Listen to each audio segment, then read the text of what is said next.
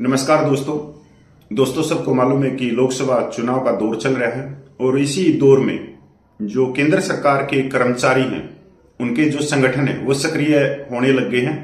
वो अलग अलग पार्टियों के प्लेटफॉर्म पे जाके केंद्र सरकार के जो कर्मचारी हैं, पेंशनभोगी हैं, उनकी मांगों को मांग पत्र उनको देने लग गए हैं और उन पे दबाव बढ़ाने लग गए हैं कि ये जो हमारी मांगे हैं ये अपने अपने मैनिफेस्टो में लेके आ। ये सबसे बड़ी खुशखबरी है।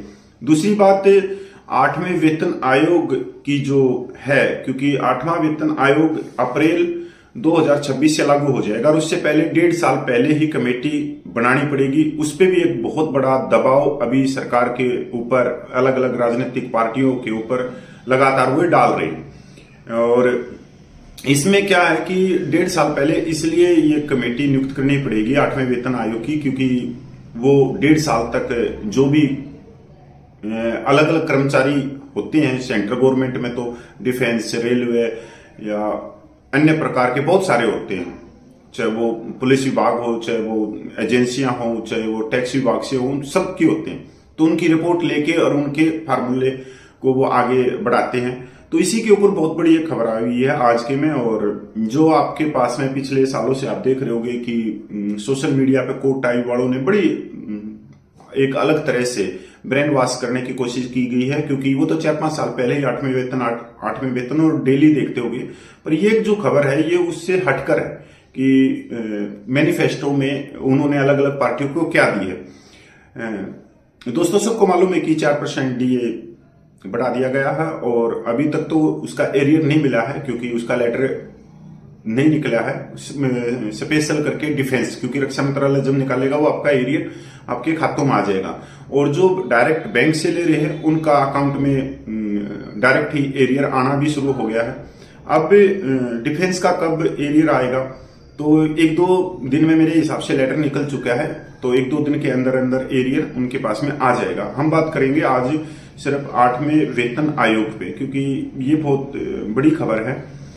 सूत्रों के मुताबिक 7वें वेतन आयोग का कार्यकाल अब खत्म हो रहा है। जल्द ही उनके लिए एक नया वेतन आयोग बनाया जाएगा और वेतन संशोधन भी किया जाएगा। सूत्रों के अनुसार कर्मचारी संघ और लगातार बढ़ती मांग के बीच फाइल तैयार की जा रही है। हालांकि इसे कब लागू किया जाएगा इसकी कोई समय सीमा नहीं है। हालांकि सरकार की ओर से अभी तक इस बारे में कोई आधिकारिक घोषणा नहीं की गई है। कर्मचारियों के लिए अच्छी खबर है। केंद्र सरकार के जो कर्मचारियों के जो संगठन है वो लगातार अलग अलग पार्टी प्लेटफॉर्म पे जाके और जो केंद्र सरकार के कर्मचारी है, वेतनभोगी हैं, पेंशनभोगी हैं, उनकी मांगों को उठा रहे हैं कि वो अपने मैनिफेस्टो में लेके आए, जो घोषणा पत्र उसमें लेके आए। ये बड़ी एक अच्छी पहल है, अच्छी खबर है, क्योंकि वो कहते हैं ना कि ये राजनीतिक जो धड़े होते हैं ये चुनाव के समय ही आप इन पे दबाव बना सकते हो।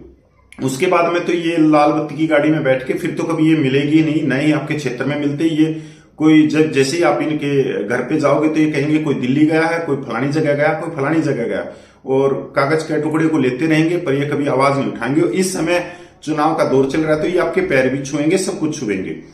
कोई नया फार्मूला नहीं है। वेतन आयोग महंगाई भत्ते में लगातार 4% की बढ़ोतरी के बाद अब वेतन संशोधन की बारी है। श्रमिक संघों के लगातार बढ़ते दबाव के कारण सरकार उन्हें खुश कर सकती है। बताया जा रहा है कि सरकार लोकसभा चुनाव के बाद अगले वेतन आयोग के गठन पर फैसला ले सकती है। अब तक चर्चा थी कि 8वां वेतन आयोग नहीं आएगा, लेकिन अब उम्मीद की जा रही है कि 7वें वेतन आयोग के बाद अब अगले वेतन आयोग की तैयारी की जा रही है। हालांकि अभी तक सरकार की ओर से कोई पुष्टि नहीं की गई है। हालांकि सूत्रों का कहना है कि कर्मचारियों की लगातार मांग के बाद सरकार अगले वेतन आयोग पर विचार कर सकती है। सूत्रों के मुताबिक अगर 8वां वेतन आयोग आता है तो वेतन में सबसे ज्यादा बढ़ोतरी होगी।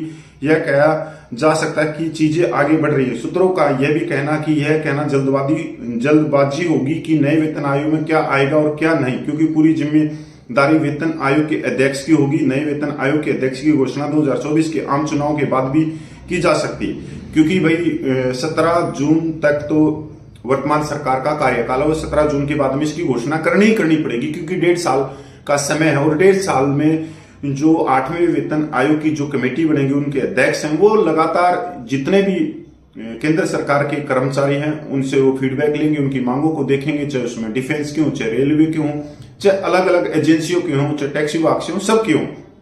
उनकी देखरेख में समिति का गठन किया जाएगा और उसके बाद वेतन बढ़ाने के फार्मूले की तस्वीर स्पष्ट हो सकती है। सूत्रों के अनुसार 8वें वेतन आयोग का गठन वर्ष 2024 में किया जाना चाहिए, वही इसे 1.5 साल के भीतर लागू किया जा सकता है। विशेषज्ञों के अनुसार यदि ऐसा होता है तो केंद्रीय कर्मचारियों के वेतन में जबरदस्त वृद्धि होने की उम्मीद है। 7वें वेतन आयोग की तुलना में 8वें वेतन आयोग में कई बदलाव संभव है। फिटमेंट फैक्टर के संबंध में भी कुछ बदलाव किए जा सकते हैं। अब तक सरकार 10 साल में एक बार वेतन आयोग का गठन करती है। आपको कितना वेतन मिलेगा? 7वें वेतन आयोग की तुलना में 8वें वेतन आयोग में कर्मचारियों की लॉटरी होगी। यदि सब कुछ ठीक रहा तो कर्मचारियों के वेतन में सबसे अधिक उछाल आने की उम्मीद है। कर्मचारियों का फिटमेंट फैक्टर बढ़कर 3.68 गुना हो जाएगा। साथ ही फार्मूला जो भी हो, कर्मचारियों के मूल वेतन में 44.44% की वृद्धि की जा सकती है। ये खबर आज के सोशल मीडिया पर अलग अलग न्यूज़पेपरों में आई हुई है।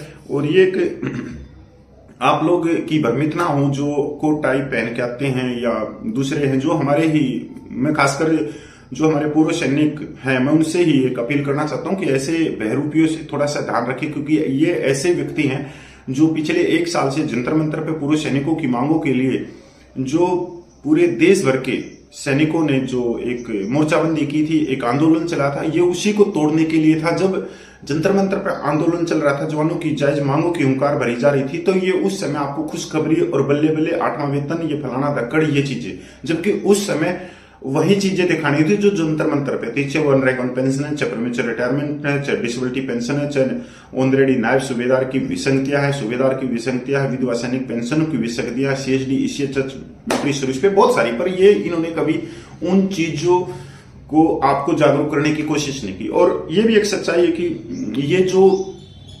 सोसाइटी, जो हाउसिंग सोसाइटी में बैठे अंकल जी, जिनको आप अंकल जी कहते हो, जो शहरों के अंदर रहते हैं, हाउसिंग सोसाइटियों में रहते हैं, ये व्हाट्सएप के ऊपर रहते हैं।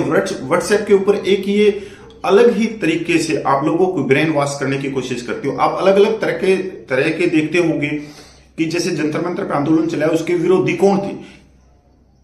101% ये हाउसिंग सोसाइटी के अंकल जी थे, चाहे वो रोहतक वाले थे, चाहे वो जैसे पंजाब में है 4-5 वो थे, या जो हमारे जयपुर वाले थे, या जो दिल्ली में बैठे थे।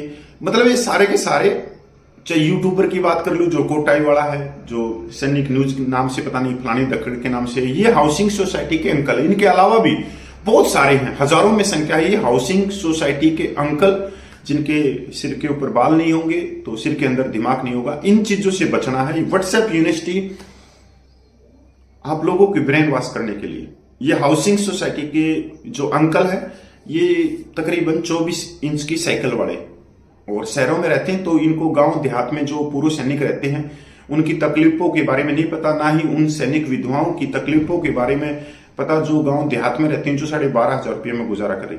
ऐसे भी बहुत सारे व्यक्ति भी बाहर निकले हैं जो सैनिकों को कोर्ट से न्याय दिलाने के लिए, एक्स ग्रुप का केस आप लोगों के सामने आ गया कि एक्स ग्रुप के सैनिकों से 40 लाख से ऊपर पैसा इकट्ठा किया गया एक दीवान सिंह व्यक्ति के नाम से। और जबकि एक्स ग्रुप के जो 44 पूर्व वायु सैनिकों ने पहले ही केस दर्ज, वो सुप्रीम कोर्ट में पहले ही चले गए थे, उस केस को खराब भी किया इन्होंने। और आज ये एक दूसरे को नोच खा रहे हैं आपस में। इनकी बहुत बड़े लेवल पे आप सोशल मीडिया पे इनको देख रहे होगे कि 40 लाख रुपए पे किस तरह से एक दूसरे को नोच के खा रहे हैं। जय हिंद, वंदे मातरम, जय भारत। सच के साथ और मेरे साथ मैं पूर्व सैनिक कपिल फौजी, लाइव आप देख रहे थे।